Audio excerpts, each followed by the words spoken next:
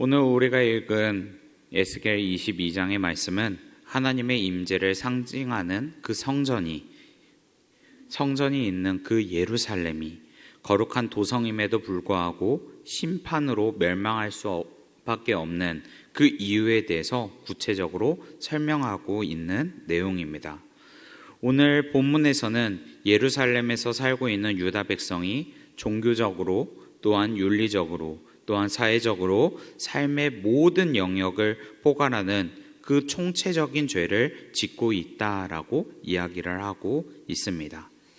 오늘 말씀을 통해서 하나님이 심판하시는 그 이유와 또한 하나님의 백성을 향한 하나님의 뜻이 무엇인지 우리가 함께 살펴보길 바랍니다.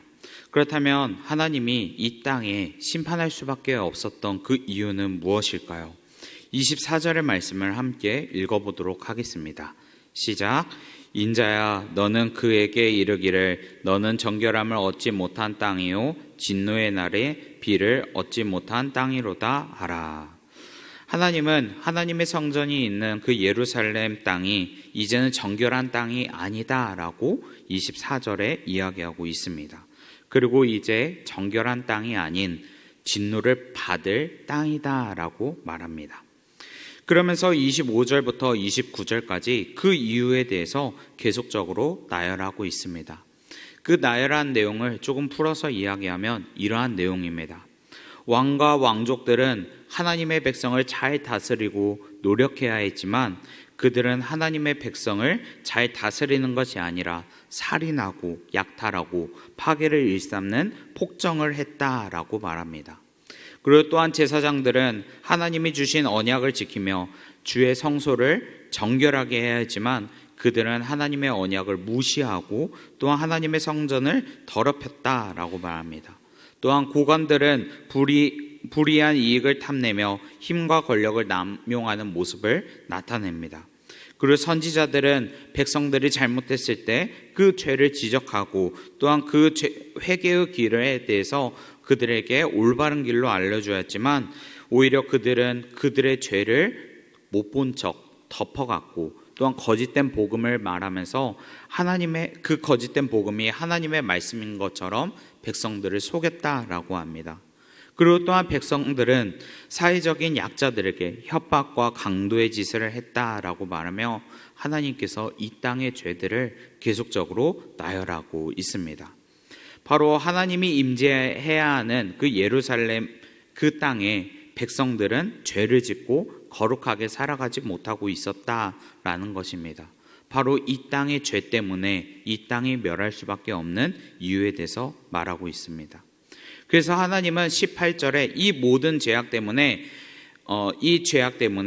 예루살렘을 쇠의 찌꺼기 같다라고 말씀하십니다. 그러니까 성읍을 쇠의 찌꺼기 같이 이제 너희를 멸하겠다라고 말씀하신 것입니다. 바로 하나님의 백성이 자신들에게 주어진 그 사명과 거룩한 하나님의 공의를 외면했기에 세상에서는 이제 수치와 조롱을 받게 될 거고 또한 하나님이 이 땅을 멸하시겠다라고 선언하신 것입니다. 이 말씀을 통해서 오늘날 우리들도 주님의 백성으로서 세상에서 주님이 주신 그 사명을 내가 잘 감당하고 있는지 우리가 한번 되돌아봐야 합니다. 내가 하나님의 백성이지만 하나님의 백성답게 공의를 실현하고 또 하나님의 말씀에 순종하며 지키고 있는지 나의 삶을 되돌아보며 나아가야 합니다. 사실 오늘 우리가 살아가는 그 세상에는 각자만의 생각과 자신이 생각하는 중요한 가치를 생각하며 살아가는 세상입니다. 그래서 예를 들면 많은 세상의 사람들은 돈이 중요하는 물질주의의 사람들도 있고요. 또한 성공주의를 생각하는 사람들도 있습니다. 또한 세상의 인정을 받으려고 수단과 방법을 가리지 않고 나아가는 사람들도, 능력주의자 사람들도 있습니다. 이같이 세상에는 자신의 생각과 자신의 뜻으로 또한 자신이 생각하는 그 가치를 세우며 나아가는 사람들이 많이 있습니다. 그런데 하나님의 백성들은 그 세상의 사람들이 나아가던 그 모습처럼 나아가면 안 됩니다. 하나님의 백성은 하나님의 백성답게 오히려 하나님이 주신 말씀대로 살아가고 하나님의 공의를 지키며 나아가야 합니다. 왜냐하면 하나님은 그 하나님의 백성을 통하여서 이 나라를 회복시키고 또한 이 나라를 부흥시키고 또한 이 나라를 회복시키며 나아가기 때문입니다. 그러나 하나님의 백성이 하나님의 뜻에 순종하지 못하고 하나님의 공의를 이루지 못하고 나아간다면 하나님은 그 하나님의 백성을 사용하지 않습니다. 오늘 예루살렘에 멸망이 온 이유가 무엇입니까? 바로 하나님의 백성이 자신의 뜻대로 살아갔기 때문입니다. 세상의 뜻대로, 세상의 방식대로 살아갔기 때문입니다. 하나님은 하나님의 그 공의를 이루고자 한 사람을 찾으시는데 그 한 사람을 찾지 못했다라고 오늘 성경에서 말하고 있습니다. 하나님은 이 나라를 사랑하시고 회복하시려고 했지만 이 땅에 그 한 사람이 없어서 슬퍼하신다라고 말합니다. 그 말씀이 바로 30절과 31절의 말씀입니다. 우리 한번 읽어보도록 하겠습니다. 시작. 이 땅을 위하여 성을 쌓으며 성 무너진 데를 막아서서 나로 하여금 멸하지 못하게 할 사람을 내가 그 가운데서 찾다가 찾지 못하였으므로 내가 내 분노를 그들 위에 쏟으며 내 진노의 불로 멸하여 그들 행위대로 그들 머리에 보응하였느니라. 주 여호와의 말씀이니라. 아멘. 바로 30절과 31절 말씀을 보면 하나님은 이 땅에 일어나는 일들에 대해서 분노했지만 이 땅에 있는 하나님의 백성들이 다시 돌아오기를 바라며 한 사람을 찾았다라고 말한 것입니다. 하나님은 이 땅에 멸망이 오지 않기를 원하셨습니다. 이 죄악이 가득한 세상에서 이 심판 속에서도 막아줄 수 있는, 그리고 그 나라를 위해서 깨어 기도해 줄 수 있는 한 사람을 찾으셨습니다. 그렇지만 하나님이 그 한 사람을 찾지 못했기 때문에 예루살렘이 멸망하게 되었다라고 말한 것입니다.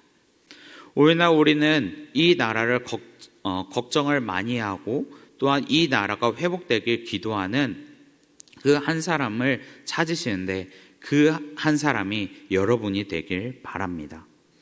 이스라엘에서 한 사람을 찾지 못해 그 땅은 심판을 당하게 되었습니다. 하나님은 그 한 사람이 우리가 되길 바라면서 오늘 말씀에 말하고 있는 것입니다. 구약 성경에서도 노아의 방주 사건 때 이 세상이 악하여 멸하고자 했던 그런 마음을 가지고 있을 때 노아가 의인으로서 방주를 만드는 동안 하나님은 심판하지 않고 참으며 남은 자들을 향해 회개하길 기다렸습니다. 그리고 또한 요나 선지자 시대 때도 니느웨가 죄악으로 가득했을 때 멸망하려 할 때 하나님은 요나 선지자를 통해서 복음을 전하게 하셨고 그 복음으로 니느웨가 심판을 당해야 마땅했지만 그 한 사람을 인해 구원을 받게 하셨습니다. 하나님은 여전히 이 땅의 모든 사람들을 사랑하십니다. 그리고 이 땅이 죄악 가운데 있을지라도 회개하며 또한 다시 하나님 안으로 돌아오길 기다리고 있습니다. 그런데 그 사역을 감당할 한 사람을 하나님은 찾고 계신다라는 것입니다. 오늘 이곳에 계신 여러분들이 하나님의 마음을 알아 하나님이 찾으시는 한 사람, 기도하는 한 사람이 되길 주님의 이름으로 축복합니다. 그럴 때 이 땅은 멸망을 향해 나아가는, 심판을 향해 나아가는 나라가 아닌 하나님의 나라를 향해 나아가는 그 땅이 될 것입니다. 그리고 이 땅이 다시 한번 회복되게 될 것입니다. 하나님은 여전히 이 땅을 향해 기도하는 그 한 사람, 그 한 사람을 찾고 있습니다. 오늘 이곳에 계신 여러분들이 하나님의 그 은혜를 사모하며 하나님의 공의를 실현하며 이 땅을 위해 불쌍히 기도하며 나아가는 한 사람이 되길 주님의 이름으로 축복합니다. 기도하겠습니다. 사랑과 은혜의 하나님, 오늘도 주님의 은혜로 이곳에서 예배를 드릴 수 있도록 인도해 주시니 감사합니다. 하나님, 오늘 말씀을 통해서 하나님은 나라를 위해서 그리고 이 세상을 위해서 기도할 수 있는 한 사람을 찾으신다는 것을 알게 되었습니다. 하나님, 하나님이 찾으시는 그 한 사람이 우리가 되길 소망합니다. 하나님, 우리를 통해서 나라를 위해서, 이 땅을 위해서 기도하게 하시고 사용하게 하여 주시옵소서. 그래서 이 땅이 다시 하나님의 나라가 될 수 있도록 우리를 사용하여 주시옵소서. 그래서 다시 한번 이 땅에 하나님의 역사가 넘쳐나고 많은 사람들이 하나님께 돌아오는 일이 일어날 수 있도록 인도하여 주시옵소서. 우리를 사랑하시고 인도하시는 우리 구주 예수 그리스도의 이름으로 기도합니다. 아멘.